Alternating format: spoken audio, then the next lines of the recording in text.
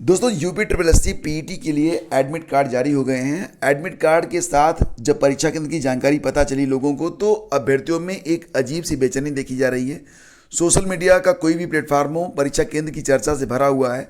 बहुत सारे अभ्यर्थी जो कि इस चैनल के मेंबर भी हैं, तो उन्होंने नीचे कमेंट किया था कमेंट बॉक्स में। कल जब सुबह मॉर्निंग न्यूज़ में मैंने आपको बताया था कि परीक्षा केंद्र काफ़ी दूरी पर हैं, खासतौर से लड़कियों को भी नहीं बख्शा गया। मतलब उनकी भी जो परीक्षा केंद्र हैं वो 200, 300, 400, 500, 600 किलोमीटर तक की दूरी पर दिए गए। तो बहुत सारे फीमेल कैंडिडेट्स ऐसी भी हैं जो इतनी दूर तक की यात्रा करने में अक्षम हैं। एक तो उनके पास कोई हो सकता है घर पे ऐसा गार्जियन ना हो जो उनको लेकर इतनी दूरी तक जाए। दूसरी बात यह कि अगर इतनी दूर परीक्षा केंद्र है तो एक दिन पहले ही, एग्ज़ाम के एक दिन पहले ही उन्हें अपने गंतव्य पर पहुंचना होगा। एक दिन दो दिन पहले से ही यात्रा शुरू करनी होगी। सबसे बड़ी समस्या ये होगी कि जहाँ पर परीक्षा केंद्र बनाए गए हैं वहाँ पर फीमेल कैंडिडेट्स कहाँ पर रुकेंगे, और मेल कैंडिडेट्स के लिए भी यही समस्या है। ऐसा नहीं कि जो पुरुष अभ्यर्थी हैं उनके लिए कोई समस्या नहीं है, उनके लिए भी समस्या है। तो मिला जुला कर पेट जैसी परीक्षा के लिए जो परीक्षा केंद्र बनाए गए हैं उससे अभ्यर्थी बिल्कुल भी संतुष्ट नहीं है, और इसके लिए अभ्यर्थी जो है सोशल मीडिया पर काफ़ी हताशा भरी पोस्ट कर रहे हैं। बहुत सारे लोगों ने तो ये भी कहा कि वो परीक्षा छोड़ देंगे। अभी कल मैंने जब सुबह वीडियो में आप लोगों को बताया था मॉर्निंग न्यूज़ में कि परीक्षा केंद्र जो है काफ़ी दूरी पर है, तो कई सारे लोगों ने नीचे कमेंट किया था कि वो परीक्षा छोड़ रहे हैं। तो ये वाकई एक बुरी बात है। बुरी बात क्यों है? क्योंकि देखो 2022 में जो भी वैकेंसीज आने वाली हैं यूपी ट्रिपल एस सी से, वो वैकेंसीज भरी जाएंगी पेट 2022 के माध्यम से। यानी कि ये परीक्षा अभ्यर्थियों के लिए बहुत ही महत्वपूर्ण है। जो भी अभ्यर्थी पेट परीक्षा में शामिल नहीं होंगे वो पूरे साल भर जितनी भी वैकेंसीज आएंगी उन भर्तियों में भी वो पार्टिसिपेट नहीं कर पाएंगे। यानी कि यूपी ट्रिपल एस सी के सारे दरवाजे उनके लिए बंद होंगे। तो ये परीक्षा कितनी इंपॉर्टेंट है इसकी अहमियत अब आप लोग समझ रहे होंगे। लेकिन फिलहाल मजबूरी कुछ भी करवा सकती है। परीक्षा केंद्र इतनी दूरी पर बनाए गए हैं कि जो लोग यात्रा करने में सक्षम नहीं होंगे निश्चित रूप से वो लोग परेशान रहेंगे। देखिए, मैं आप लोगों से एक बात कहना चाहूँगा कि परीक्षा केंद्र को लेकर आयोग के संज्ञान में ये बात आप लोग लाने का प्रयास करें। कुछ उपाय अगर हो सकता है, खासतौर से फीमेल कैंडिडेट्स के बारे में, तो आयोग को इस पर अभी भी विचार करना चाहिए, जो कि बहुत ही ज़रूरी है। तो पेट परीक्षा केंद्र, हैरान परेशान अभ्यर्थी, कईयों ने परीक्षा छोड़ने की बात कही है। सोशल मीडिया पर अभी भी बहस जारी है। असिस्टेंट प्रोफेसर के 356 पदों पर जल्द होगी भर्ती। तो देखो, अशासकीय कॉलेजों में कुल मिला के लगभग 1000 पदों पर 981 पद थे एग्जैक्टली। इस पर जो आवेदन की प्रक्रिया थी पूरी हो चुकी है। एग्ज़ाम डेट अभी डिक्लेयर नहीं हुआ है, और एग्ज़ाम अब 2022 में होने की संभावना भी नहीं है। ये परीक्षा अब 2023 के पहली तिमाही में आप मान सकते हैं, मार्च तक करवाई जाएगी।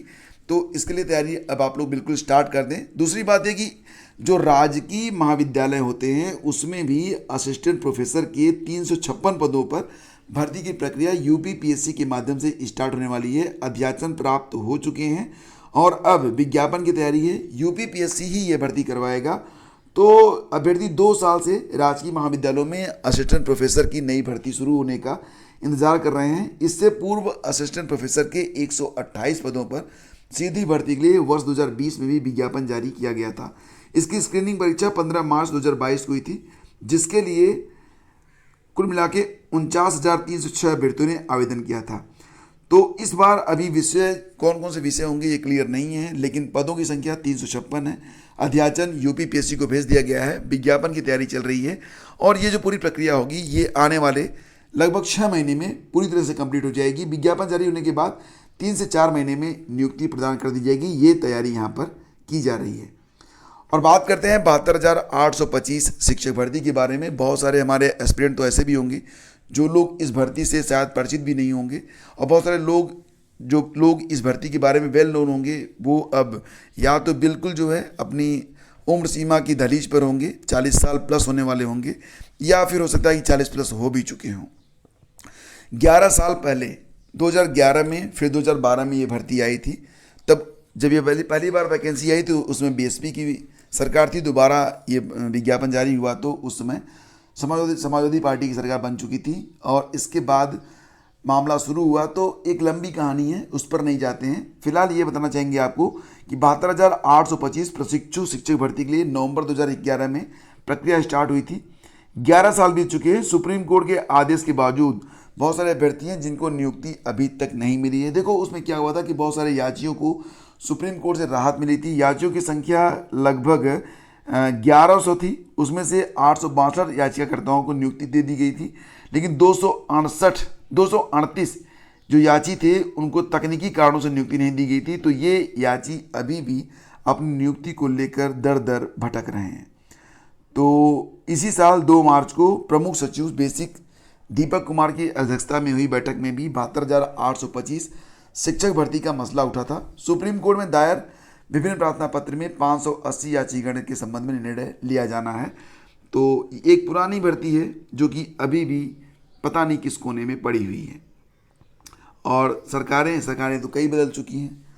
और देखो, अगर आपके घर में कोई बच्चा है जो कि इंटरमीडिएट के बाद कैरियर के लिए परेशान है, तो अगर वो एग्रीकल्चर से स्टडी करता है तो भी उसके लिए कई सारे अवसर होते हैं, जैसे कि कृषि स्नातकों के लिए ऑल इंडिया लेवल की परीक्षा में कैरियर निर्माण के सुनहरे अवसर हैं, और आईएएस की परीक्षा में भी कृषि स्नातक के लिए खुली होती है। यूपीएससी द्वारा आयोजित आईएफएस इंडियन फॉरेस्ट सर्विस की जो परीक्षाएं होती हैं वो कृषि ग्रेजुएट के लिए भी जो है मतलब ओपन रहती है। इसमें जो एग्रीकल्चर से स्नातक होते हैं वो लोग आईएफएस इंडियन फॉरेस्ट सर्विस में जा सकते हैं। फार्मी में भी भविष्य है, और इसके लिए जो प्रमुख संस्थान हैं उसमें एक तो गोविंद बल्लभ पंत यूनिवर्सिटी है जो कि पंतनगर में है, दूसरी है कर्नाटक की यूनिवर्सिटी ऑफ एग्रीकल्चरल साइंसेज, और central institute of cotton research Nagpur.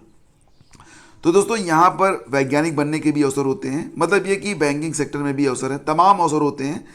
तो अगर कोई बच्चा जो है एग्रीकल्चर से जो है अपनी पढ़ाई को आगे बढ़ाना चाहता है, तो पहले लोग एग्रीकल्चर को अंडर एस्टिमेट करते थे, अब ऐसा नहीं है।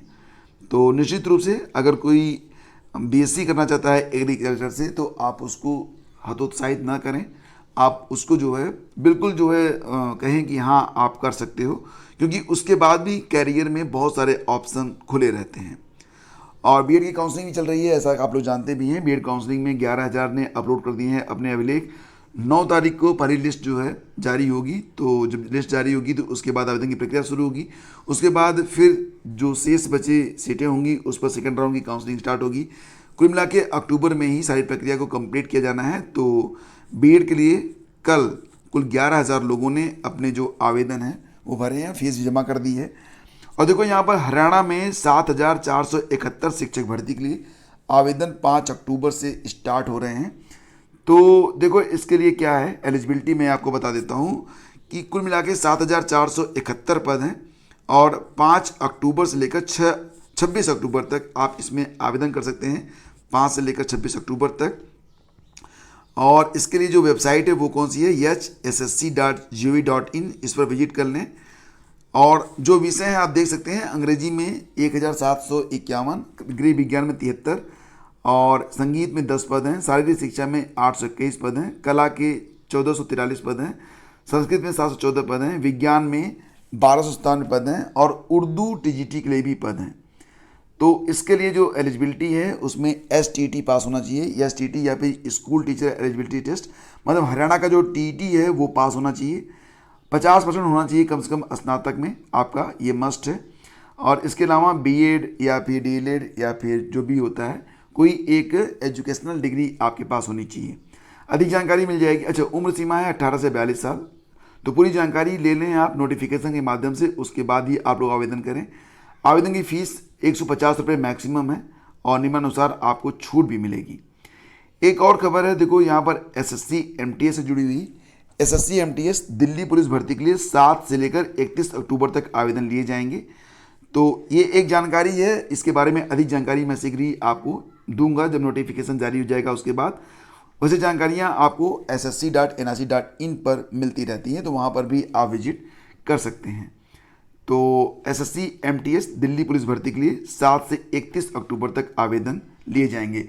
तो फ्रेंड्स, ये थी आज की पूरी अपडेट। अगर सेशन आपको अच्छा लगता है तो लाइक और शेयर किया करें। Thank you so much, have a great day. जय हिंद।